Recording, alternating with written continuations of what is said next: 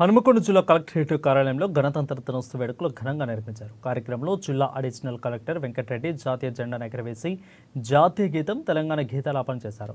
ఇక ప్రభుత్వ అధికారులకు గణతంత్ర దినోత్సవ శుభాకాంక్షలు తెలిపారు. ఇక ఈ కార్యక్రమంలో ప్రభుత్వ ఉద్యోగులు, అధికారులు పాల్గొన్నారు.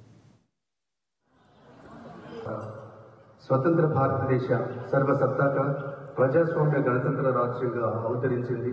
వాళ్ళతో సత్కరిస్తున్న అడిషనల్ కలెక్టర్ వెంకటరెడ్డి సార్, అదనపు కలెక్టర్ శ్రీ వెంకటరెడ్డి గారు.